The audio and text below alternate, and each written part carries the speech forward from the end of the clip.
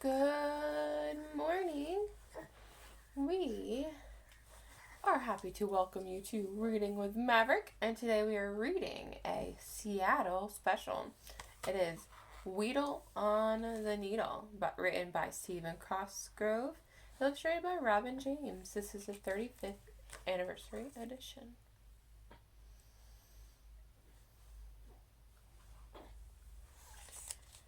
Alright, you ready?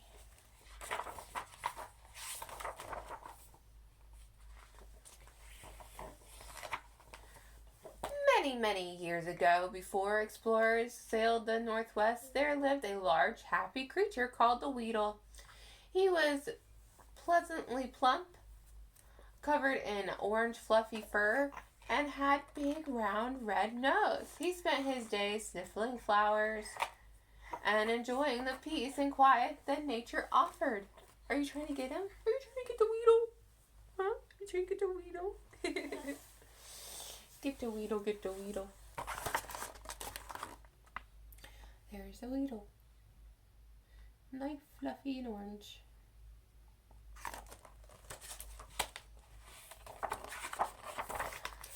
Forever and a day, everything was peaceful until one afternoon the Weedle watched curiously as a large ship sailed into the bay.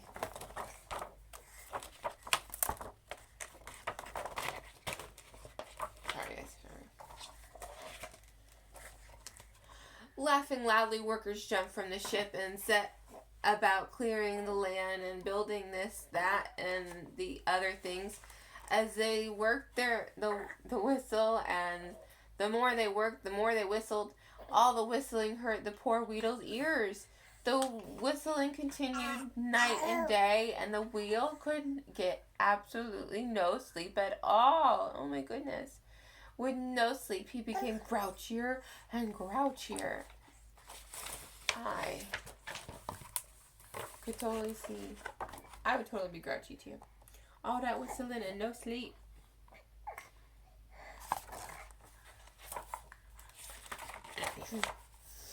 If he was ever to get some sleep, the Weedle knew he must put a stop to all this whistling. He thought. If the workers don't have their tools, they won't be able to work. And if they can't work, they won't whistle. So later that night, he sneaked into the workers' camp and it took all of their tools. Sadly for the Weedle, the next morning the men quickly got new tools from the ship and went back to work, whistling even louder than before. Oh no! His plan didn't work. What do you think he's going to do next? What do you think?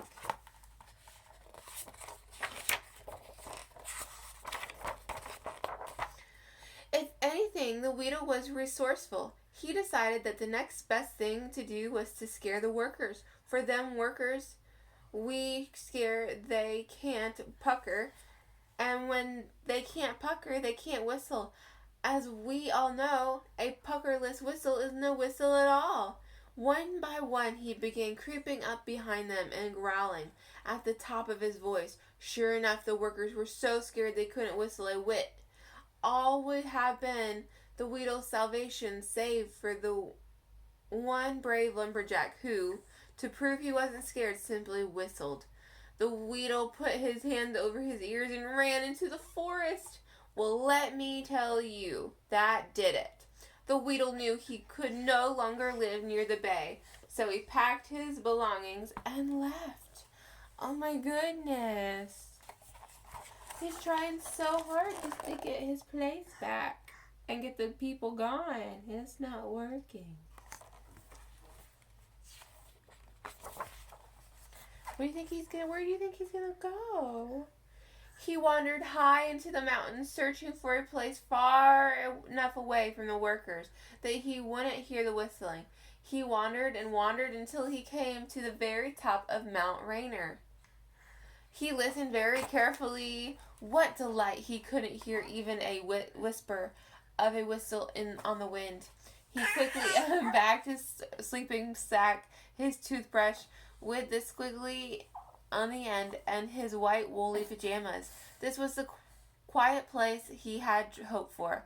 This was a place where he could sleep for a long, long time. Do you think he finally got away from the whistlers? The guys that were working?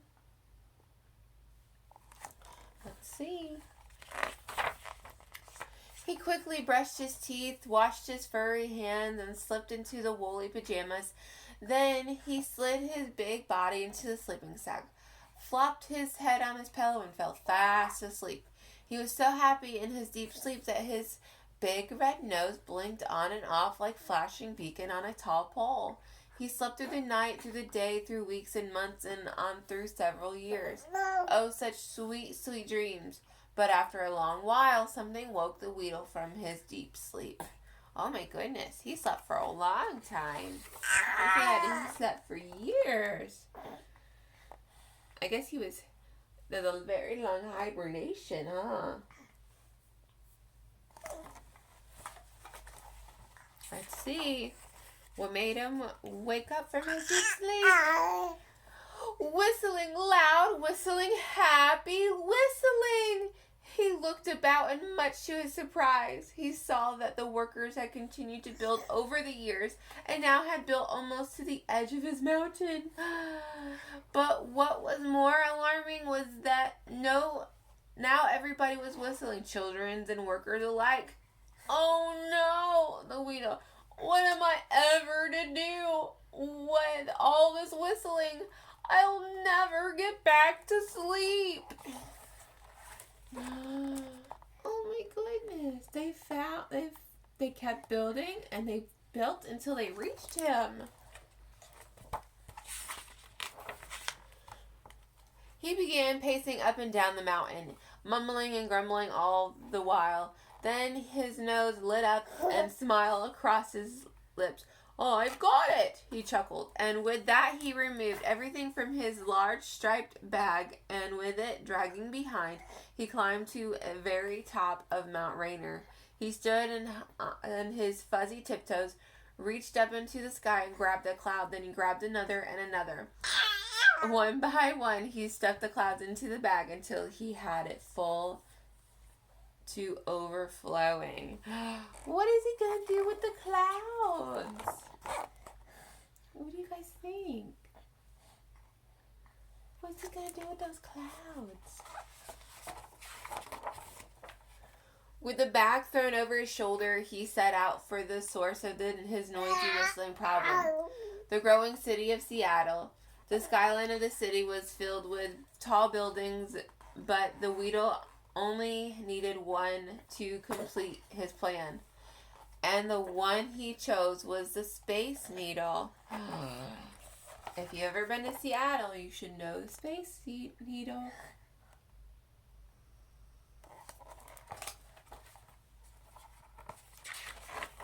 What he's going to do with a Space Needle. Oh my goodness. Giddy to put his plan in action, he hurried to the base of the Space Needle, jumped into the elevator, and zipped to the very top. There he stood and looked about. All around were happy children and workers, all whistling and laughing, having a great time. The Weedle chuckled as he reached deep into the soggy bag. He grabbed a fluffy cloud by the tail and then slung it around and flipped it into the air. The cloud lifted high into the sky and then hung there like a glop of whipped cream on a blue kitchen ceiling. The cloud gurgled and sloshed, and then one drop of rain fell, and then another and another. Soon it was pouring. Now the kindly folks in Seattle like the rain, but it is nearly impossible and highly improbable that one can whistle with any intensity in a rainstorm. With the rain falling all around, everyone ran inside, and soon it became very still, very quiet indeed. The Weedle stretched out on the top of the Space Needle, and using the bag of clouds as a pillow, fell fast asleep. With each snarkle snore, his big red nose slowly blinked on and off, and as he slept, it rained and it rained. Oh my goodness. So he took a cloud to it with him to the Space Needle, and it made it rain. and it rained. The people of Seattle had to stay inside, and they became very sad. It didn't take much to figure out that someone was throwing clouds into the sky from the top of the Space Needle. Finally, the mayor himself went to the Wheedle on the Needle to plead with him to stop throwing rain clouds into the sky.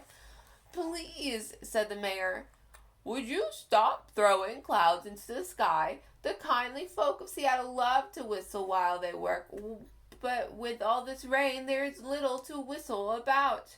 And without whistling there is little work being done." The widow said he was sorry, but still, and all he couldn't sleep with when he heard whistling. There was nothing he could do. Now the mayor thought and quickly devised a plan. A wonderful plan indeed. What plan do you think to help the Weedle sleep? What do you think? The mayor's plan was a simple plan, and sometimes simplicity is best. All through the night and into the next morning, sailmakers stitched and sewed cotton, flannel, and wool. Miles of thread were laced through the eyes of needles as the weathered hands of sailmakers sewed. They sewed pink flannel onto yellow wool and blue onto cotton onto red flannel. By early morning they had finished their task. Whoever said that mayors never think a thoughtful thought? This was a good plan. The plan was great. What do you think the mayor's plan was with all of that stuff, with all that fabric? What do we think? At precisely noon, not a minute before and not a minute after, the mayor again met with the Weedle on the Needle, and in his hands he had held the largest pair of earmuffs you have ever seen. "These earmuffs are for you," said the mayor in his most political of voices. "With these on your ears, you won't hear a thing. You won't hear us whistle. You won't even hear the big whistle from the ships in the harbor or the trains going by." The Weedle pulled the earmuffs over his ears and was surrounded in the light of silence. He didn't hear the kindly folk of Seattle cheering. He didn't hear the end of the mayor's speech. With the earmuffs in place, he simply rolled over and fell fast asleep. So content was he that his big red nose again began to blink. How cool, they made him some big earmuffs with all of that stuff. So now it's helping him sleep because he can't hear anything anymore. There's a Weedle on the Needle. I know just what you're thinking, but if you look up at night, you'll see his red nose blinking. What? So, if you look on top of the Space Needle, still to this day, you will see the Weedle on the Needle's red nose blinking.